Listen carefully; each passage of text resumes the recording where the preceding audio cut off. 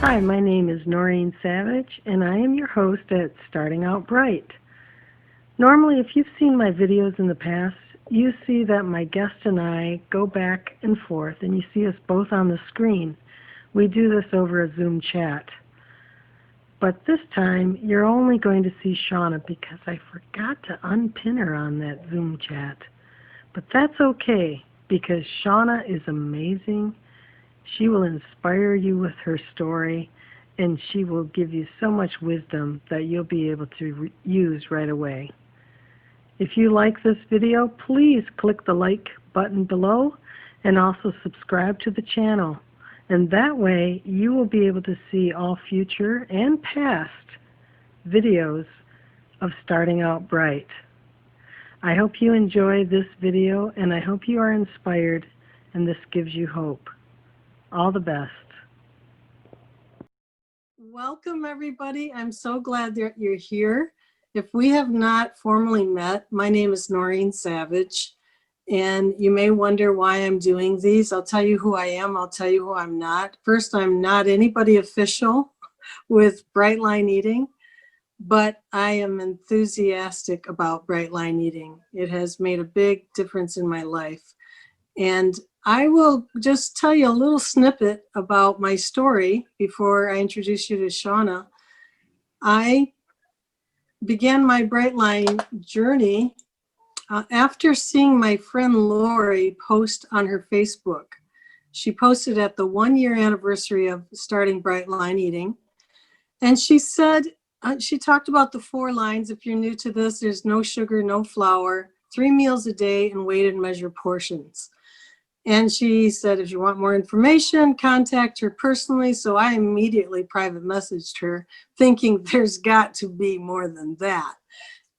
Let's have some clarification. Well, no, there was no more clarification. There's no sugar, no flour, blah, da, da, da, da. And to all that, I thought, no way. No way. There is no way I can do that. But good for you. And why don't we go out for lunch? So Lori and I went out. I still wasn't convinced. That was in May.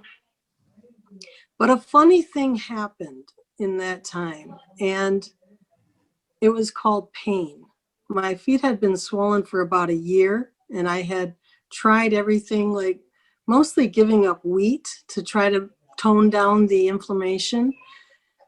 The pain in my knee had gotten so bad I was even using a cane sometimes. I work on a campus and I couldn't even walk across campus without a ride.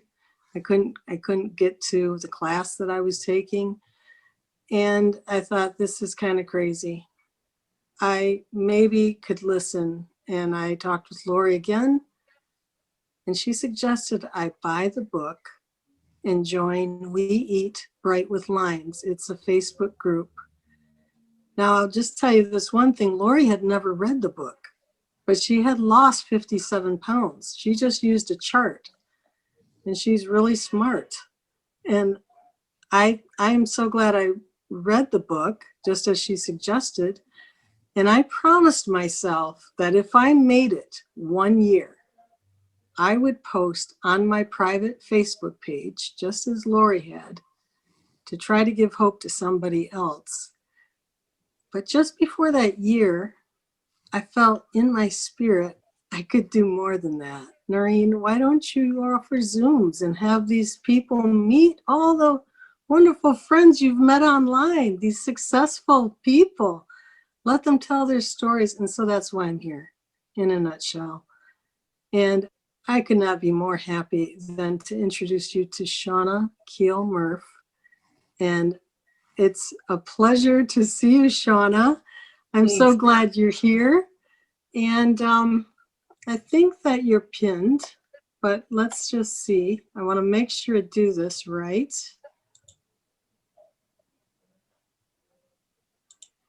I'll put you on speaker view. Okay.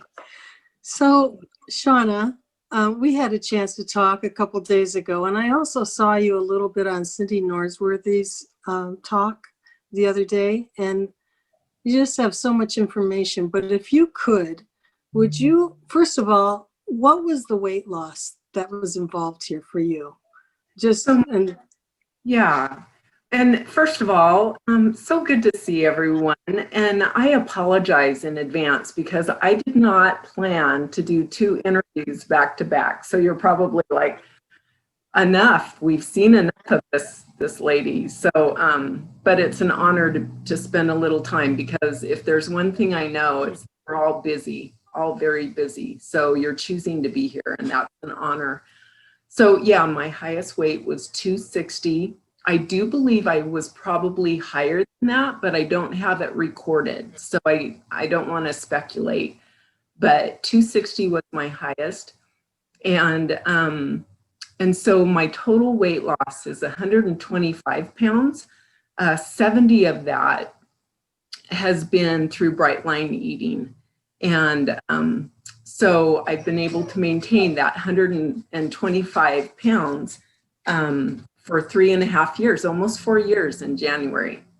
That is absolutely amazing. So if you would please take us back a little bit before Bright Line eating, how you came to that. And I know you have, history before that. So if you could just share that, I think would be really helpful to see where you were Sure. coming in. Yeah. So first of all, going way back, just had a father that passed away right when I was 8 years old. And so just that whole loss of a parent and becoming the food buddy to my mom. She was mourning, I was mourning, all of us were mourning, and we were just eating ourselves silly. So in 4th grade, I was 170 pounds. And so I had never experienced any kind of a healthy relationship with food. So that was my background. And then fast forward, just bullied horribly in elementary, middle school, high school. I can remember getting my first job and sitting in the parking lot, eating my yogurt and my banana and starving to death and thinking I cannot do this. But remembering that Oprah had somebody on her show that said something about that obesity isn't about food, it's a filling. And I can think, what filling? I have no fillings. I just love food. I just love everything about it. I love the smell, the texture, the taste, the companionship. And I can remember thinking, I'm missing something. What am I missing? I must just need more willpower. So I went into an addiction recovery faith-based program and then transitioned out of that and went into Overeaters Anonymous and lost about 50 pounds over the course of 3 years, but never once had any food neutrality, never had any peace around food. I kept reading that it was available to people in the big book, I kept hearing that it was possible, but I was still eating dried fruit and honey and chewing gum like you wouldn't believe, packs and packs and packs of gum, drinking diet flavored water. And so my neutrality did not exist. It just did not exist. And everyone in OA were darling, sweet people, loved them so much, but none of them were in recovery. All of them, except for maybe one or two, had gotten into a right-sized body, but the rest of us would just get together and commiserate on all the things that had gone wrong that week. And I have a little question. As you were saying, you got into OA. Was that your very first attempt at losing weight then? Oh, gosh, no. I was a Weight Watcher member at the age of 8.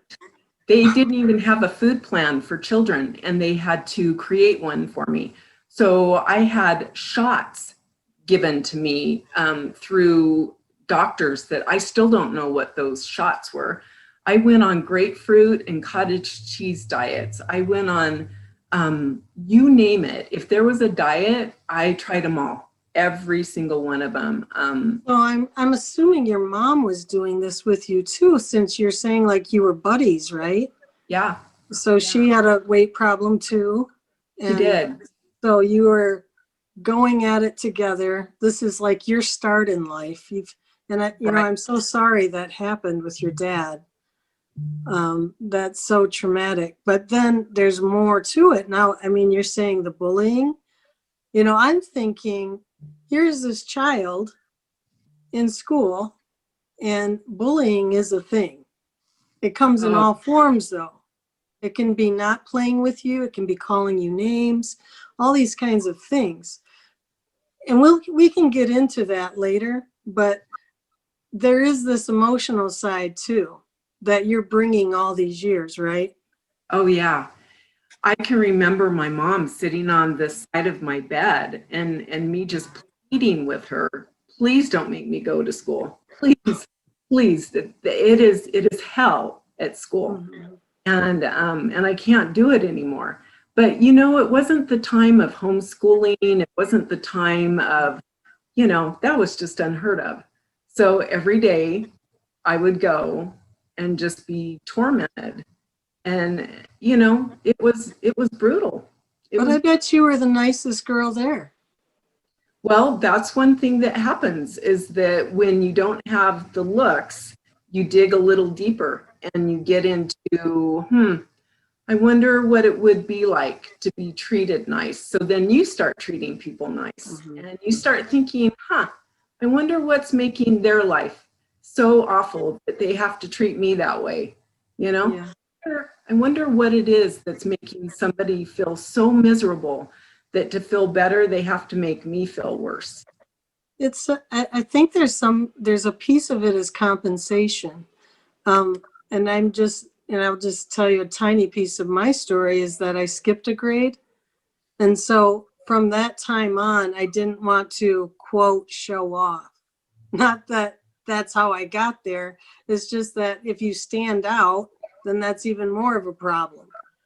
So if you kind of keep your head down and under the wire, you're not, called to show off or whatever. So I think there's some compensation, but I believe we all have something, whether it's a family problem, an addiction problem, around us. I don't think a lot of people go through life unscathed. And I really believe a lot of people in this community don't go through life without having had something, and, you obviously did. So I don't want to butt in too much, but I just wanted to make a point that I heard you as you were saying that you were bullied as a kid and that you're bringing that in with you. So now you've done the OA, you've lost 50 pounds. So where were you then? So then I just hit a wall. I wasn't losing weight. In fact, I was gaining weight. So at that point, my clothes weren't fitting and I was having to go to work, my pants unzipped. just praying so strongly that I didn't have to raise my arm so that my gut wouldn't hang out. And Wow. there was this lovely woman that she was losing weight, and it was visible and it was quick. And I pulled her aside one day after our meeting and I said, "What are you doing?" And so she shared with me about bright line eating, and my eyes just glazed over, and I thought, good. I'm happy for you, not doing that. So then she sent me a link that basically gave me access to the book that was going to be coming out in March, and said, hey, you can also get a 14-day challenge and a free book. But I just ignored it until January 16th, 2017, when I literally had no clothes. I would have to put on a sheet to go to work. I literally had nothing to wear. And I thought, you know what, I'll do this for 14 days. And so I signed up for the 14-day challenge. And with the thought you're going to just lose that weight, or that you're going to just try this now? Oh, I was only going to do it 14 days, period. There wasn't going to ever be a 15th day. Okay. So what happened in 14 days that you kept on going? Did you lose like 10 pounds or something? Or it was a miracle, because I had never once in my, except for like when I had the stomach flu, something horrible, the evenings I would have dinner, and then comma, I would have a bowl of cereal, comma, and then I would have popcorn, comma, and then I would basically eat myself into oblivion. And so after 3 days of doing bright line eating, I realized that I had not, there was a period. I ate dinner, period. And I didn't feel like I needed to go hunting for more food. And that really intrigued me. I was really quite impressed with that and thought, what is that? What just happened? And so in 14 days, I'd lost 13 pounds. And so I thought, well, since I've already got my food planned for tomorrow, I'll do it a 15th day. And then a 16th. Wow, that's just amazing. So at some point here, you actually met the author, Susan Pierce Thompson. Was that at this point, or was this later on? Or I know that there's a picture here in the slideshow. Yeah, so that was later. That was after I lost my weight. And what had happened was that I had been doing the 14-day challenge over and over and over again, and I was sold. I was converted. I didn't need to do the boot camp. I didn't need to be a bright lifer. I didn't even think I needed the book. I just was going to do the 14-day challenge over and over and over again, because the weight was just falling off of me. And then that's what happened, was that on March 21st, 2017, I got a phone call from Susan Pierce Thompson, and I had won free coaching, because apparently if you signed up for this 14-day challenge and the book, your name got put into a drawing. And I didn't even know there was a drawing. I was just, I was just doing the 14-day challenge. And so she offered me to get free coaching. And I told her, thank you, but I'm really good. I've got the 14-day challenge and I'm doing great. So please give it to someone that can really use it. That's amazing. A little taken back. So, but later on, and this is what we talked about the other day, you left it at that. Like, she's passing up coaching with the founder and author of Bright Line Eating. Like, I'm good because I have my 14-day challenge and I've got it down pat, and you are losing weight. But you did connect with her in coaching, and that was, I think you said, at maintenance, right? Yeah. So once she heard that I'd never been in a right size body, and that I really had no idea what that even looked like or what number to even shoot for, she told me to just keep doing what I'm doing. She gifted me a boot camp. She gifted me Bright Lifers membership, which I am so grateful for. Now that is my foundation. of those programs, but I didn't know. I didn't know what I didn't know. And so on July 1st of 2017, I lost 70 pounds in 6.5 months. And I called her and I said, I think I'm at maintenance. And so she walked me through maintenance it was about 3 or 4 months. Now, one thing that you mentioned the other day, and it really hit me between the eyes. You have a secret weapon, I would call it. You know, and I say this with all the love in my heart to anybody resuming, okay? And that, to me, I'm resuming like maybe one meal. One thing my friend Lori told me, if I should ever fall off the plan, is one, don't beat yourself up, and don't look back. You're not going that way. And I added one more thing, and that was stop, drop, and do the next right thing. And so that has been my motto, is stop what I'm doing, think about it, drop to my knees if I need to, and do the next right thing. So I'm not waiting till tomorrow. I'm waiting till like nothing. That's the next thing. Shut the door, go in the room, go lay down, whatever it is. Take your mind off things. And but you were talking the other day that there was a different secret weapon that has kept you believe, on the path without having to resume. Absolutely. And I agree, Noreen. I think that everybody's journey is unique. And I don't think that my journey is any better than anyone else's journey. I just know the pain of my past, and I don't ever want to go there. And so it became very clear to me that I needed a very strong structure, something that would make my plan literally almost bulletproof. And so I figured it out, and it has really been a saving grace for me. And that's the automaticity of my food prep.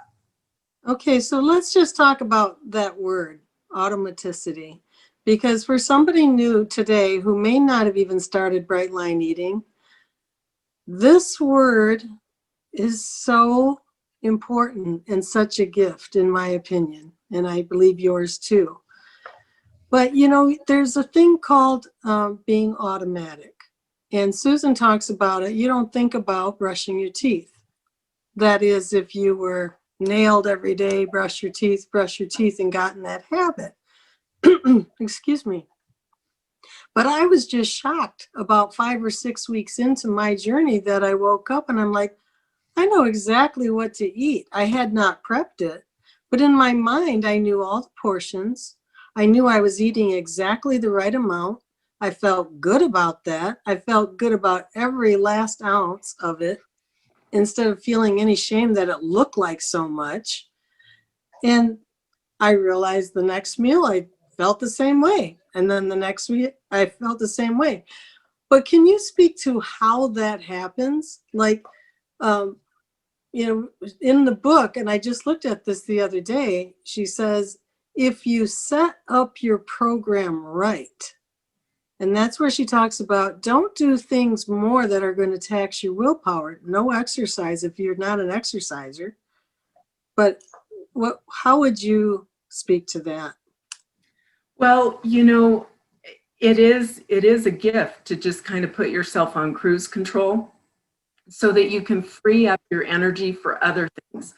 And food was exhausting to me. I had spent way too much of my life thinking about food, worrying about food, eating food, and thinking about the food I was going to have next.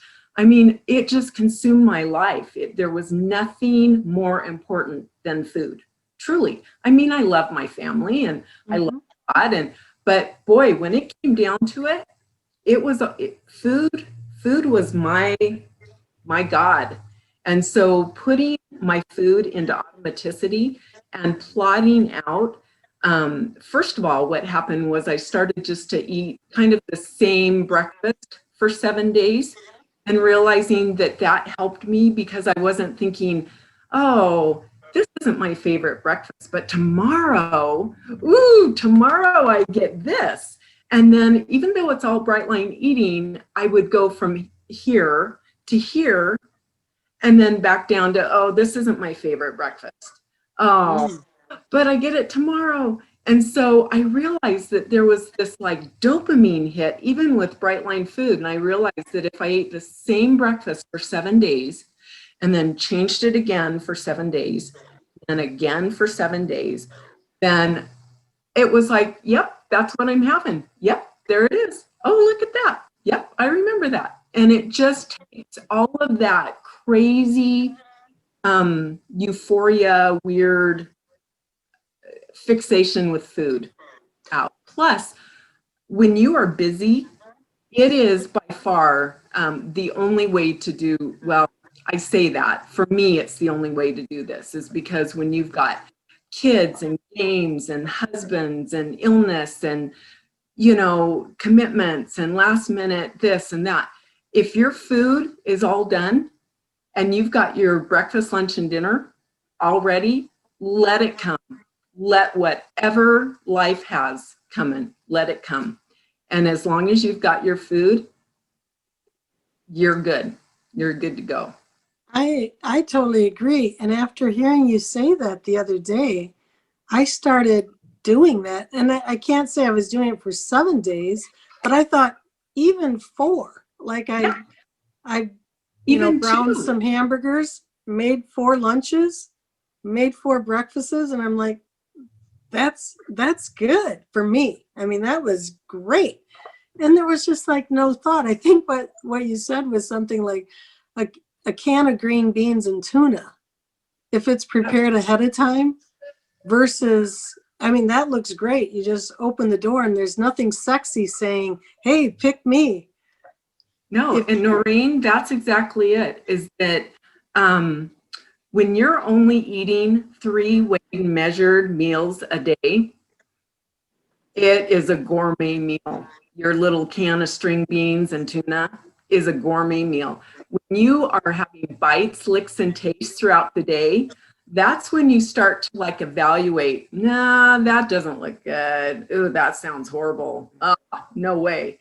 You know, and you start grading whether you want that food or not. So you go to the more sexy food. Whereas if you're eating only 3 weighed and measured meals a day that are bright line food, oh my gosh, it is a joy. It is a delight. And I'm not just saying that.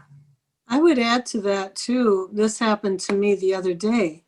I have breakfast muffins that I make and I have them set for the week. These aren't like, they're really easy for me to take to work. So, because I'm not eating first thing in the morning.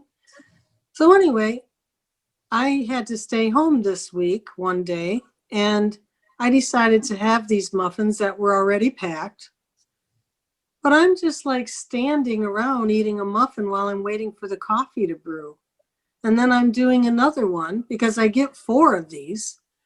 And I'm like, wait a minute, this is like grazing. Where before I'm sitting down with my little plate of muffins, you know, they're totally legit, they're totally measured, and I'm enjoying them as a meal versus standing, you know, near the sink and chomping on a muffin. Totally different experience. It was, I think the first time I've done that, I can't remember when. It would probably be at least a year. And That is such a good point because when you only get 3 meals, it needs to be a celebration. It needs to be an event. It needs to be something like opening up a Christmas gift. And so if we're just grabbing it on the fly, we often think, oh, I didn't get lunch. Oh yeah, I did. I just don't remember it. well, and that was the story of my past, is that I may say I didn't have that much for lunch. Well, what's that much? You know, it's like, what's your definition of much? Because the much began from breakfast on out, you know, and so yeah, there's so much to that word. I think that for any newcomers, especially, and for those resuming, to remember that the automaticity becomes real when you take out the exceptions. You have a little trick that you use for coaching too, because you do sponsor people, right? Yes. As far as how do you celebrate their bite licks or lack of bite licks and taste? Yeah, so when someone reaches out for sponsoring or coaching, I just, I just ask them to do what I know works for me. And that's really all I can offer is what I know. And so what I have them do is I have them commit to prepping their food the night before. So not just writing it down, but actually preparing as much as you can of your breakfast, your lunch, and your dinner, to the point where if you can just pop it in the microwave or toss it or warm it up, that is ideal. And so I have them send me a picture of their 3 meals the night before. And then I have them send a picture, take a picture and text me a picture of their calendar with a little sticker or a smiley face or an X or something for every day they did not have a bite, a lick, or a taste. And then I have them, while they're on the weight loss plan, eliminate all nuts and sugars, because that will slow your weight down faster than anything. Well, there's my answer because I have nuts every day and the weight has been slow for sure. They'll come back for maintenance. You can have them for maintenance, but during weight loss, we want to get to maintenance in a reasonable amount of time. I don't think any of us are meant to be on a weight loss plan for years and years and years. We get discouraged, we get run down, we get frustrated, we start to lose hope. And so if we can just figure that this is like a boot camp, and we are gonna just knuckle down and get the weight off and take the bunny slippers and not resume and not make exceptions, get the weight off, then we can live our life in maintenance, feeling like we're not on weight loss. Yeah, I think the other thing that can happen too is maybe something that's happened to me because I'm about halfway through. I have a goal of 135 pounds to lose. I started at 270. And because it's been so slow lately, I've been telling myself, well, Noreen, even if you didn't lose another pound, you're so much better than you were. And I think that you can get a contentment. Oh, definitely, because people are complimenting you, people are noticing the Yeah. feeling better, you're in smaller sizes. And listen, everybody has their own way of determining when they're at goal. And I don't think there's anybody out there that can tell you when you're there except for you. But there is something about trusting this plan, doing it, and the science behind it, and knowing that that food neutrality will come if you just are not making those exceptions on a regular basis or at all. I have a couple questions here. One says, I have 1 ounce of nuts every day. Will 1 ounce of nuts really slow my weight loss? 1 ounce. So this program isn't a caloric counting program, but scientifically, if you take that little 1 ounce of nuts, it is quite a bit. And then you add that up by 7, and you are looking at quite a large amount of calories that are very dense.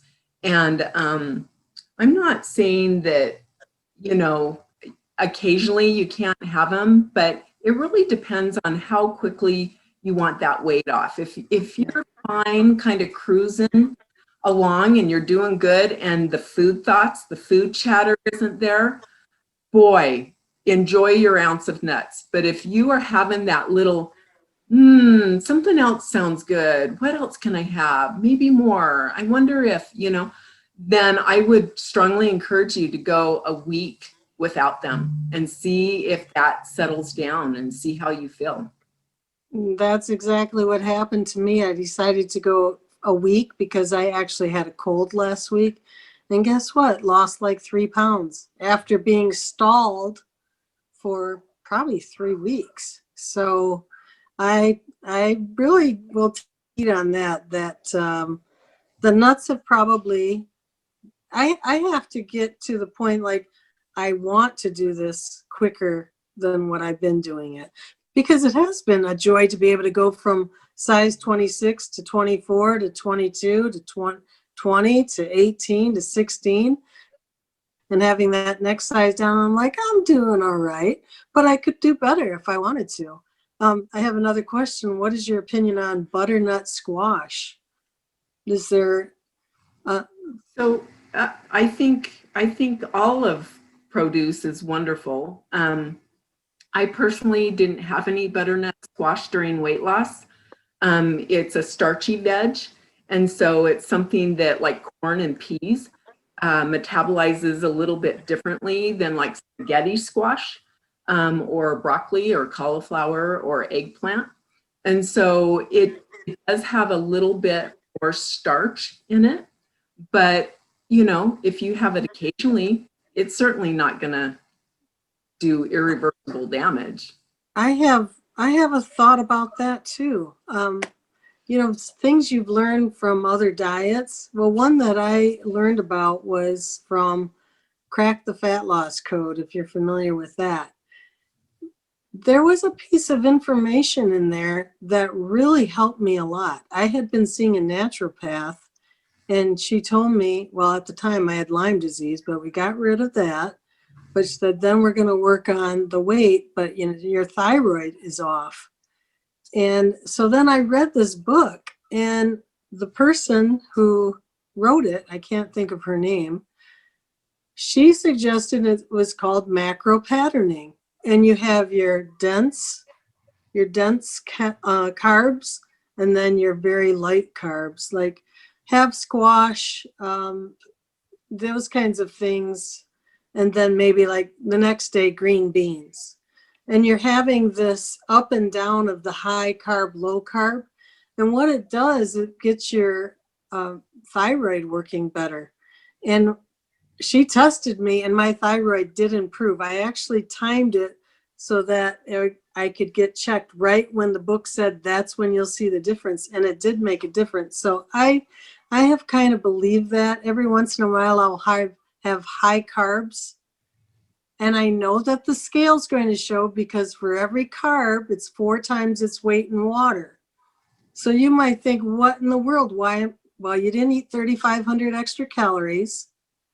Just remember, it's 4 times its weight in water. So those dense carbs, you're going to show a bump on the scale. Just a little tidbit.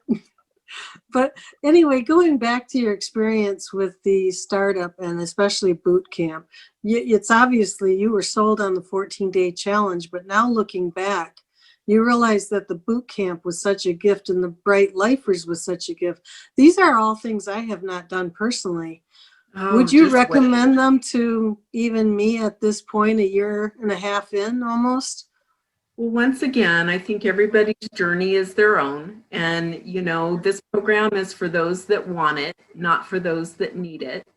And so you've got to want to either advance or be where you are. And I'm not saying that it's okay or not okay to do boot camp. It is what it is. For me personally, I did not realize all the content that I would get out of the boot camp. And it became clear to me that I wanted to do this the rest of my life.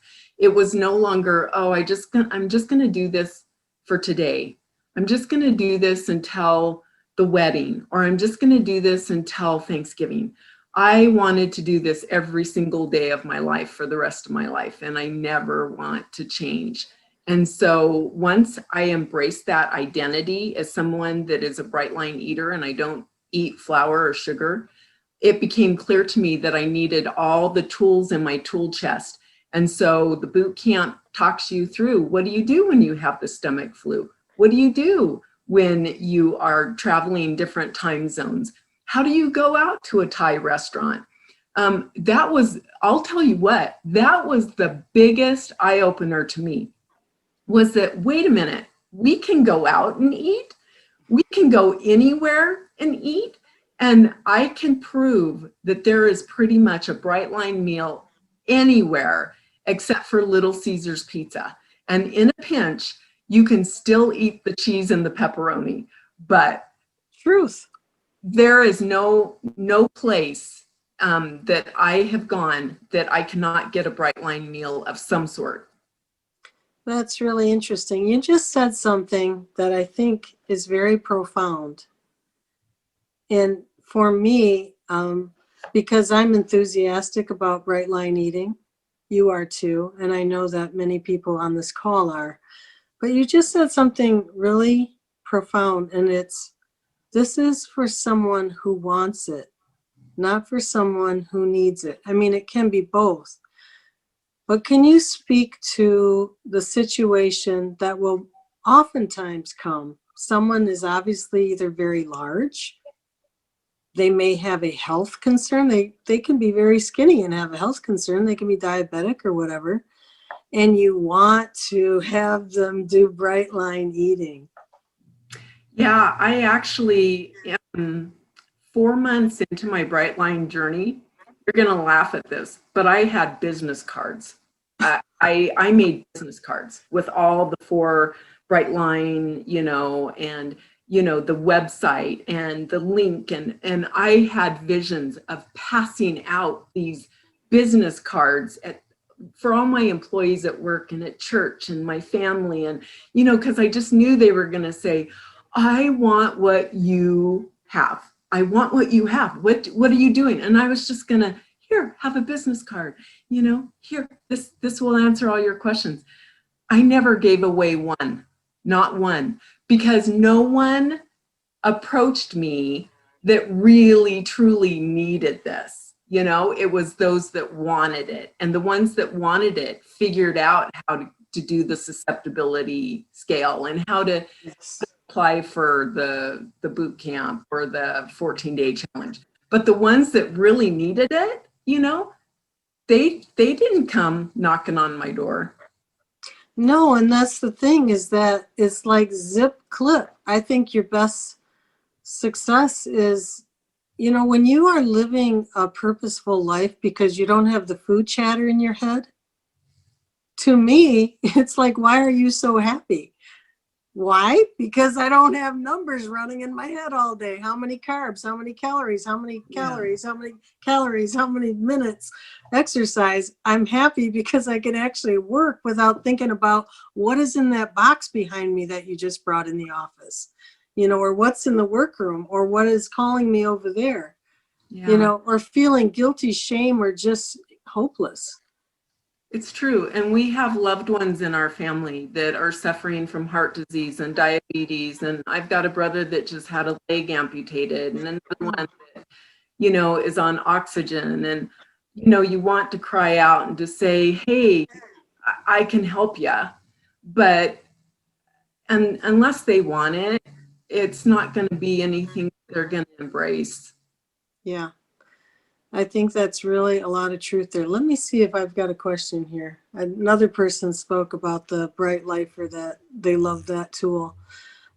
So what other resources did you feel that were the most beneficial to you? You talk about you did write your meals the day before, the night before. You're very automatic with your food factory. I am. I've always been a big prayer. I love to pray. I have a very deep devotion to God, and but meditation to me was so woo.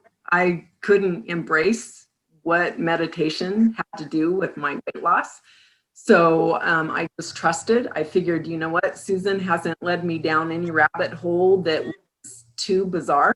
So I'm going to go ahead and embrace this. And I went to my my Buddhist friend who is a Buddhist temple, and they make meditation benches. And I bought my first meditation bench, and it was a life changer.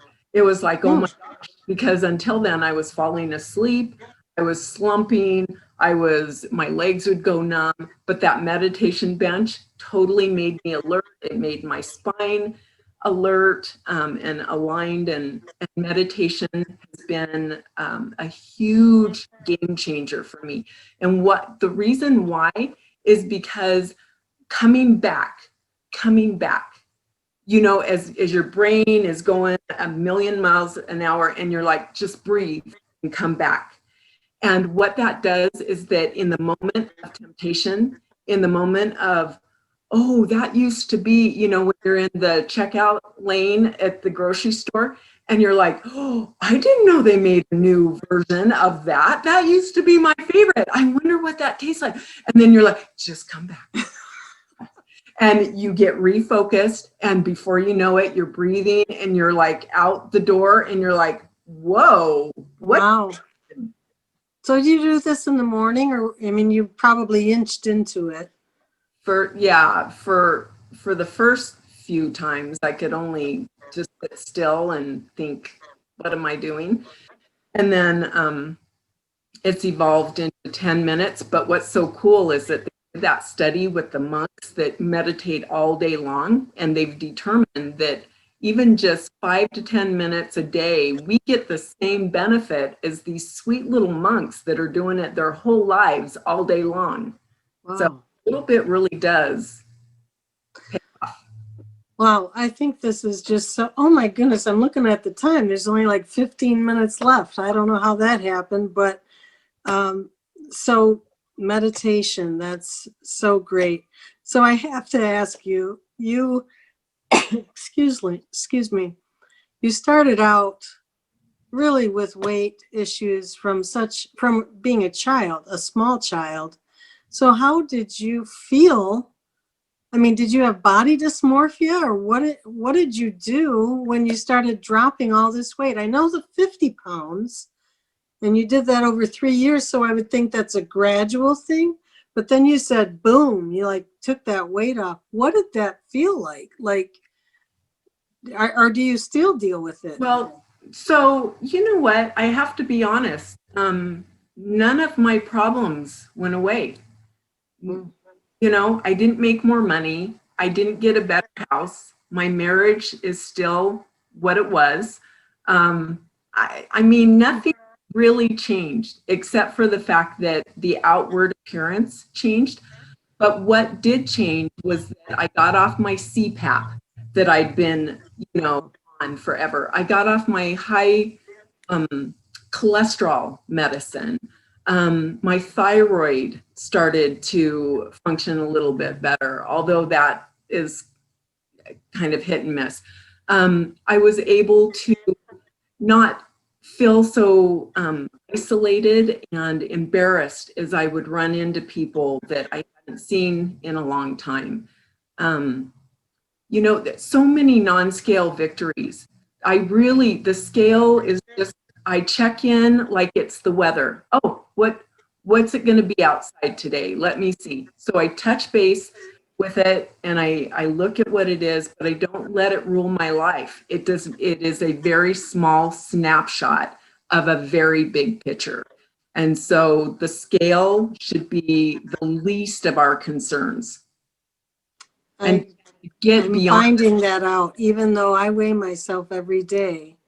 I'm finding that out, that I have to look beyond that. I have to just be like comfortable in my own skin, because you're right.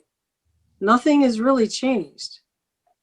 I'm still in the same place, same people, situations, same problems, same hopes and dreams, except for I have hope.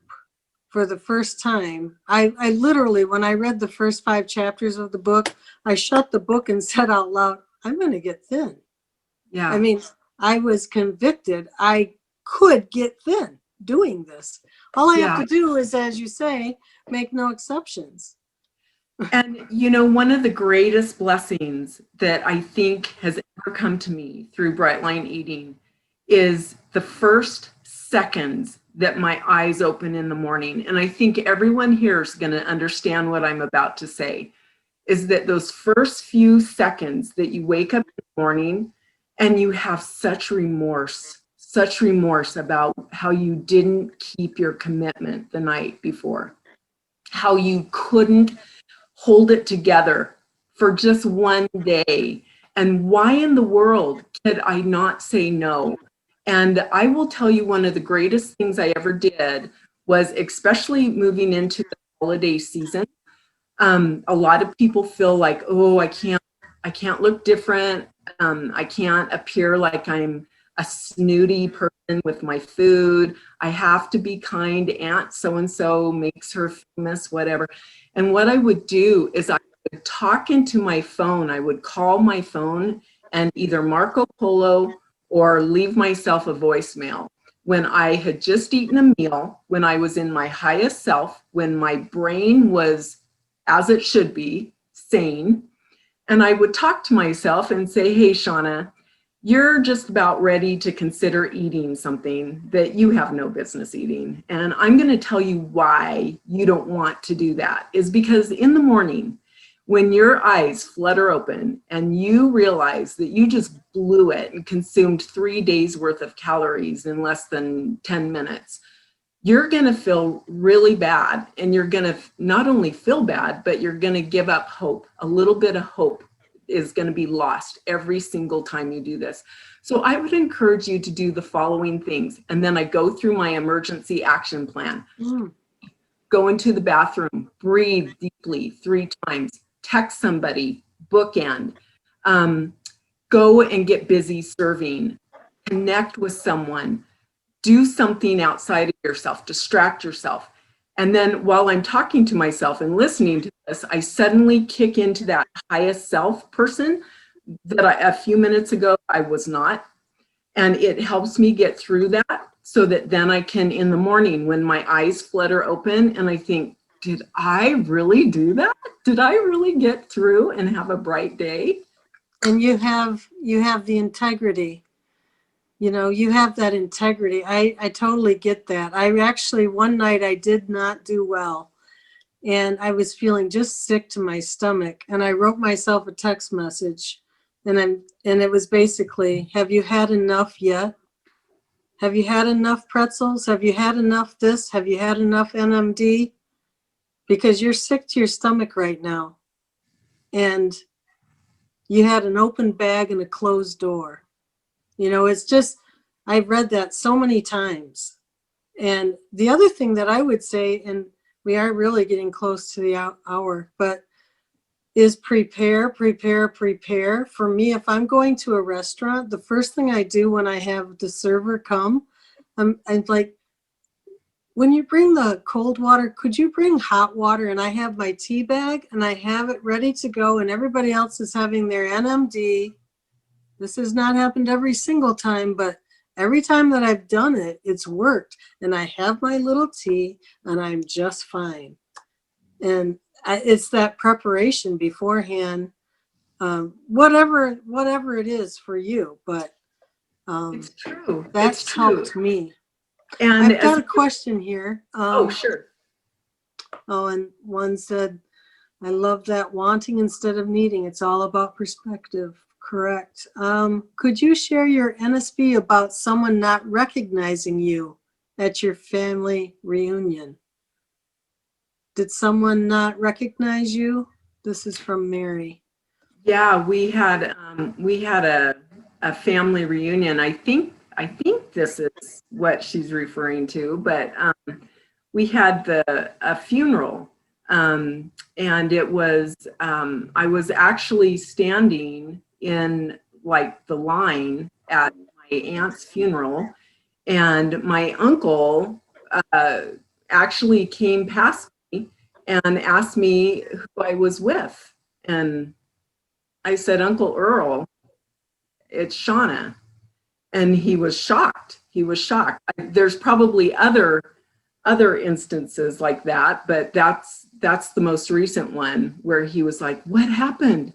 But it's always been, I've been one of these people that nobody is like, oh my gosh, Shauna, you look so good. I have the people come up and say, are you sick? Are you ill? Because these are people that have never seen me in a right size body. Right. They associate being thin with having an illness. And so once I assure them I'm healthy, I've never been better, thank you for your concern, then they'll usually say, gosh, I can't believe how different you look. And I'll say, thank you. But at first it's always, are you okay? Right. Or like this past week, because I have not gotten really compliments, except I will say that has been one thing I have done as a resource, sort of, because of this fear of success that I've had from a young age. When I found out I could throw up a then and now picture in the Brightline community, and everybody's so wonderful and they're complimenting you. For me, I've gotten used to it now and I'm accepting it. And these people get it. And I don't know, there's something about it that now I'm okay to get a compliment. I was at work this week, earlier in the week, and someone who I had not seen since before COVID walks in the office and goes, Noreen, you have lost a ton of weight. And I'm like, not quite a ton, but a lot. So, it was, startling, but then I could joke about it and, have a good time. We're really getting close, and I don't want to leave without giving you an opportunity to speak to the people who've come out here tonight, because I know there's somebody here who, like you, may have been that gal who, I just want to zip my pants up. Can you speak to them? How you feel about Brightline eating and what it can do for them? Yeah. I have to be honest. I was the type of person that if I saw anybody like me that was saying and proclaiming all the benefits of a food plan, I would kind of like think, good for her. Good for her. That's not me though. There's something different. And I will never be that person. And I truly felt like I was wired differently. I thought that there was an exception to me, that I would never, ever have that neutrality around food, ever. And I will tell you that I would encourage you to just trust, because there is science behind this. And once we get away from that addictive property that has hijacked our brain for all of our lives, and we come, it's a lot like an hourglass where you feel like you have all this freedom eating whatever you want, and then you eliminate that and it gets tight and you get really, really panicky and feel like you can't breathe or live without it. And then after a certain amount of detox, you come out and it's like, oh my gosh, that is exactly what I needed, was to just trust. And that little pinch in the middle where it's so tight and you feel like I can't breathe because I am not getting my hit, is for such a short time. It takes 14 days for the taste buds to regenerate. And so what that means is that for 14 days, your taste buds have a memory. It craves and is sending signals for you to keep giving it what it had. Well, if it works for the not my food, it also works for the delicious produce and protein and fats and fruits. And so after 14 days of clean eating, you start craving that zucchini and onion stir fry. You start craving that lovely roasted turkey. You actually start craving things that you never thought, and the memory of the things that you were eating in the past dissolve. Oh, there's a lot in there. I love the hourglass idea, because you think you're so restricted, but what you're doing is opening up to a beautiful life. Oh my gosh. Without all the numbers running in your head and all the food chatter and everything else. And Noreen, here's the thing, is when your whole focus is what you can't eat, you literally are like this when you're thinking, I can't have this, I can't have that, I can't, oh my gosh. And then at some point you're like, wait, I get all this? I get all that? And you start focusing on all the amazing things you get to choose from, that you almost have amnesia about what you can't. And it becomes a whole new experience in your mind, your heart, your soul, your body. Yeah. And you know what it takes? I will share with you that when when I contacted my friend Lori a year later, just when I had decided I was going to do these Zooms, I didn't know how many people would come. I really just thought it'd be a few. But I wanted to check with Lori, like, Lori, how many people contacted you after you posted? And she told me, just you. And the thing is, that spoke volumes to me, because everybody on this call tonight is that one that believes there is a better way. And they're open. Maybe they're not doing it right now, but you are open to it. You're letting it in. And with that, you're letting in hope that there is a better way. There's a healthier way, and whether Yes. for you or for your family or everybody. So I always go ahead. I want to I was give you just the going to last word. say, Susan gives us that analogy of the double Dutch jump rope, and how any of us who's ever done double Dutch jump rope knows you just don't jump in, that you kind of watch for the timing, you watch for the clues, and then you go for it, and then you're able to do it. And so this may not be the time for someone. This may not be. And yet I'll tell you what better time is there? We don't know. We don't know that we get tomorrow, you know? Yeah. So true. Well, you've been such an inspiration to me, and I'm sure to everyone tonight on this call. And I just want to thank you so much for sharing your story, your life with us, giving me hope. And I know many here. Really, it's really a beautiful thing. And I could have never guessed that I would meet you. And these are the times that I say, gosh, getting morbidly obese was kind of worth it, just so I could meet some cool people. So there are a lot of people saying thank you. And if you want to open your mics, you can, to say good night to Shauna. But I will close the way I've been closing, love it or not. And it's good night, stay bright, don't let the bed bugs bite. And next week, I am going to be interviewed by my niece, Brenna, who has also been on the program. And so it's going to be on a Tuesday, though, before Thanksgiving. So I hope that you can come. And if you don't, if you're not able to come and you are celebrating Thanksgiving in America, happy Thanksgiving to you. If you're not in America, just have peace and have a great night. Thanks again, Shauna.